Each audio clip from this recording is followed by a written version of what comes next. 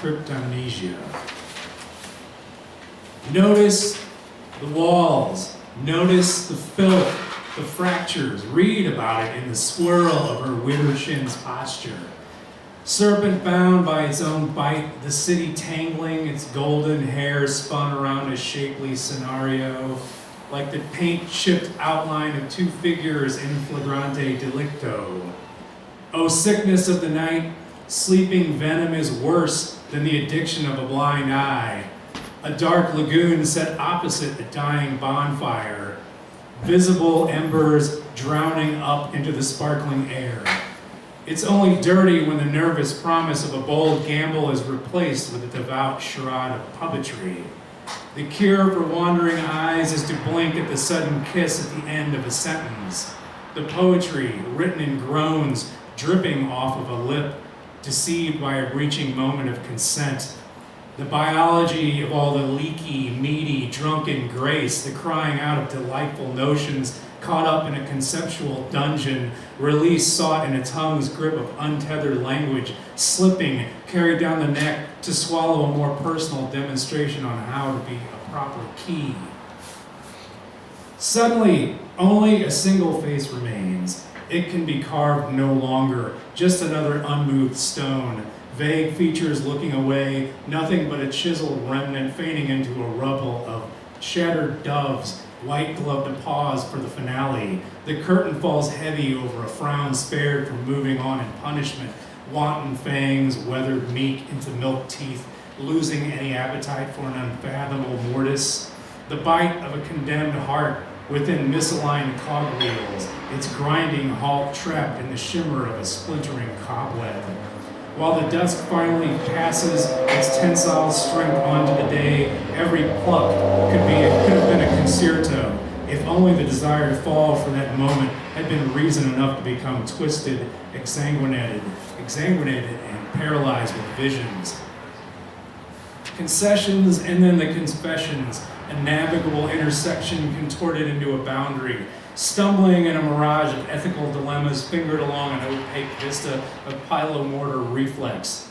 Now settled and quiescent, without an apology, the scissors already in hand, cutting the mirror into a newspaper ransom note that will never be paid. Letters taped together in gibberish, a mess of scraps and slivers, pricking outcast feet that might dare to approach again. Cordial prisoners held apart in black-soiled fingers, smudging out any promise of a parting rescue. Aftershocks of heavy breaths, lightly dewed in the body of a garden, evaporating to waste askew in pink and red pantomimes of flowers and sunsets.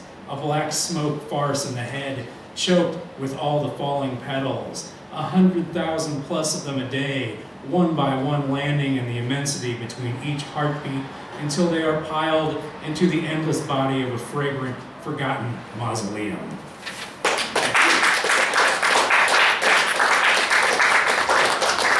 Hi, I'm Jim. First I thought I'd read the longest poem I have, so the rest you'll be like, wow, those are really short.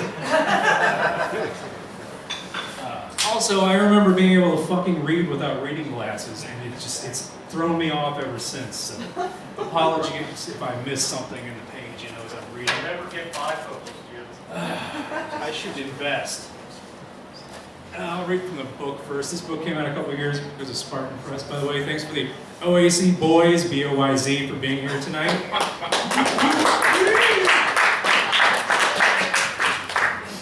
I hate plugging stuff, but if you want a copy, I got a couple on me. We can talk. This is called Hoax. The book's called Murmuration, by the way.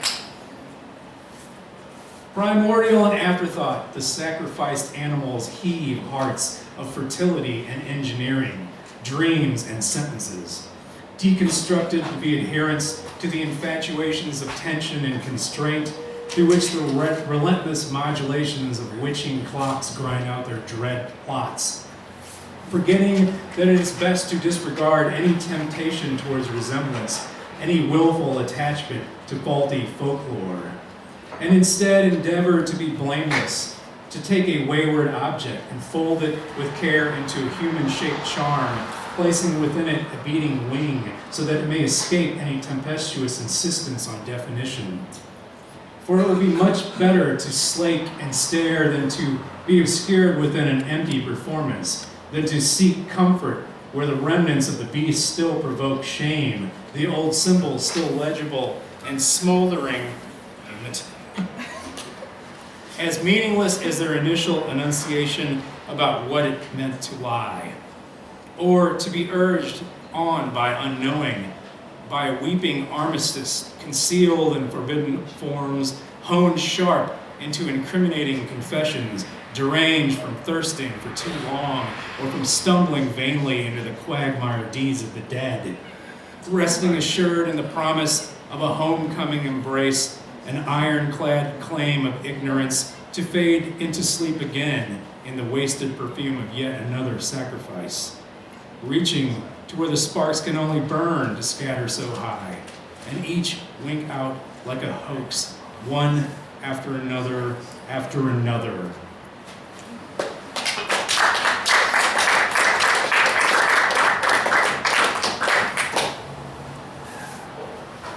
Mephistopheles is ready for his portrait now. There is an irritating beauty in weariness, something you and I could get accustomed to if you would just deconstruct your hairstyle and I could somehow crop up all the pulp blood out of the scene. But someone's got all these so-called good guys out there beating the streets to death with blunt force assumptions, leaving the irresolute so lonely they're prowling in their own halls looking for punishment, hammering on their mirrors until their reflections look like they shouldn't, like corrupted admonitions in the funhouse, where some weirdo you never heard of is shouting at you to let the curtain drop. But I'm telling you that there is no goddamn curtain unless you count on alleged reputations. So go on, break open all those seals. I'm fucking ready. Bleed me into your dirt, and the fruit will be all the more plentiful.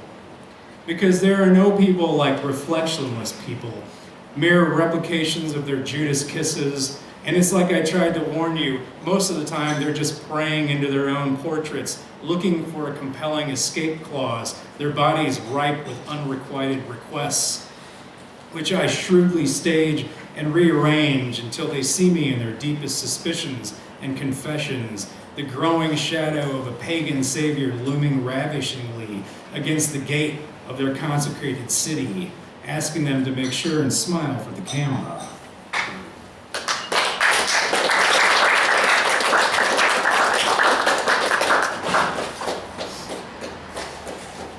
Nice to meet you. That's what this poem's called. Also nice to meet you too. I may have been exhausted, but my wounds were acting strangely until now, and I'm still walking home. And because I expected myself, I lurked around every corner. None were found without me so far, and I've certainly been around to all the ordinary institutions with their flawed obsessions with sustentation. But I will appear only when the right weather is difficult to come by, when 3 sparked birds keep a dream of waking in the eyes, and I'm holding very still beyond the light of the misleading door. Appearing first as a bruised man doing nothing, and then later wanting to burn whatever I wanted. But I wanted to be with you, because I always knew we were nothing but lingerers waiting to ignite one another. Nice to meet you, you said, breathing in the ashes of our union. Nice to meet you, I said, with flecks of your lost and indecipherable caress burning pinholes in my darkest jackets.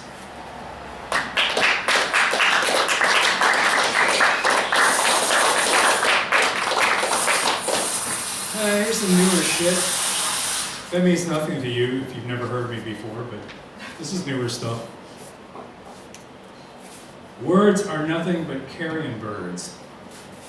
Methodical impostor, mourning and bare, the vulgar blackbird warning in the orientation of a dead trinity. Fill the air with a perfectly forged copy, despite a dark and depleted nature, the tempting orgy of crossbones, axis, and blue scripture. Aerial moments spill, ill-defined shadows hurry, refined by a burning mercy that is only temporary. Crouched in a feral hunt, stalking time's remedy, yes, it will catch its prey and eat only the heart, rending it into a twisted pile of divining rods and wishbones.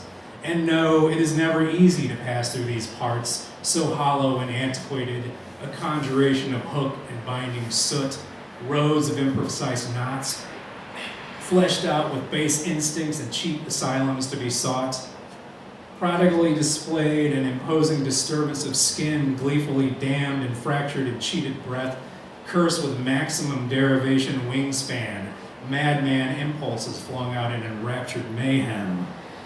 All immodest gods will drown in their own tides, lacing cataclysm's grace with perverse proposals, connotations pantomiming a libertine's pace with just enough taste to chase itself in a full circle, a definition of siege, flanked empty in a starving divide of alabastrine heights. Each mechanical throat steals from its own supine rations to fabricate a chaste purity, weary of the distortion of speaking out in unsealed corridors. Decrypted and without their passion, words are nothing but carrion birds, the sum inadequacy of their exponential hunger, a famine spent in the wonder of ruins consumed by veiled languages, ragged winged paradoxes, devouring their own nuances, scripted in irony through their own misspoken contortions.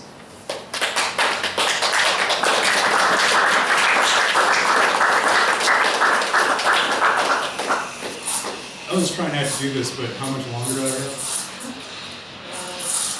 Do like 3 or 4 more. Oh wow, that's more than I thought. More than I wanted. You can cut it short if you want. Jackdaws. Did I read that? No, I didn't. Okay. I read it to myself earlier today. That's what it was. The ruin of black passerines perched in the flawless shape of burnt notebooks. As their blessings collapsed, I cut even more skepticism from their ashes. I brought out many gods, especially the small, frightened ones. My harbinger picked up all of their tricks, brimming with sickle-sharp wings.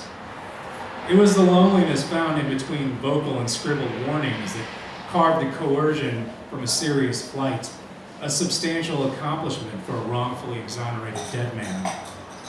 Not from madness or murder, mind you, but more like an unnatural crease, a fold in the sky causing a deflection from a pattern-stained indigo mouth into a multitude of voices answering one chance question about aftermath.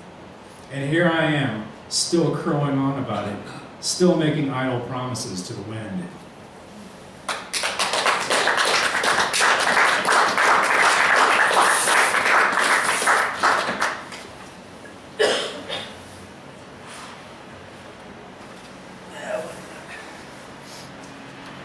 I guess maybe I'll end with this one. The Mania Madrigal. Haunted is the shade these poems forebode, a shape of gravitation unveiled in the falling leaves gathered into a vague paramour, to whom I wantonly pledged a refusal to let myself fail, dreamless in my undaunted hopes. Once more I cried the bones from beneath the ground and arranged them into a hungering bridge, divined them fiercely towards divinity's light. In cryptic and pining they plunged, desperately wounded, into the empty night's covenant, trodden like some lost burial mound. Rent of sight and sound, I burned my bones into a withering crown and placed my hands around the divining smoke and ash of the plundered city, praying you would find merit in the blunder of eating damnation, revealing it all in a bent word, and then quickly folding it away, to agree that it was just a trick of cursed civility. Epiphany is certain without the pity of atonement, torn in ragged curtains, entwining our naked wonder with shame. Encumbered with such blame and memories, I must search that dark chorus in your pageant for an echo of some more explicit mood, less amnesiac and terse than the crude light of the morning's verse laid bare, declaring victory over the morning and murk, an oracle exhaling at us in pragmatic sleep talk, provoking our pronunciations into tangled tongues, where we, the illegible chosen, lurk, going mad behind locked teeth of doors, a hollow trap gnawed, tears bound up within wishing bottles, bodies rabid about a weeping gamble on potentiality. Return to me my skeleton key, my antagonistic mistress, bewitching and fey with spurn afflictions born, merely mouth the spell and wind my breath into your form. Resist, and I will follow you into your circlet cairn and do my best to let it slip, blindfolded by the predictions that we could return as a single burst, eclipsed in brilliant dalliances. Riding your shadow into a dance across these foolish pages, footprints spelled in tricky wandering letters, chasing down the message behind the leer of our laconic skulls, a breathy lullaby, a sordid farce, fetters traced in sutures of lightning catharsis, and your cathedral lips licked, behind which I am locked in a prescient wail, a lie and a reckless revenant interred in an errant word revealed, a mausoleum built by passion's writ, to which my captivity eagerly admits to be blissfully bound and in silence concealed, embodied in the belly of this gluttonous temple that only rests when the desires are spilled and spent. To find the will to fulfill this fitful existence is to swear to etch it brazenly into your detached and shivering mirror, spared from any droll condolences, wrestling with the fugue and the hex, buried in a fallow field of imposter schemes carved by furor and craving.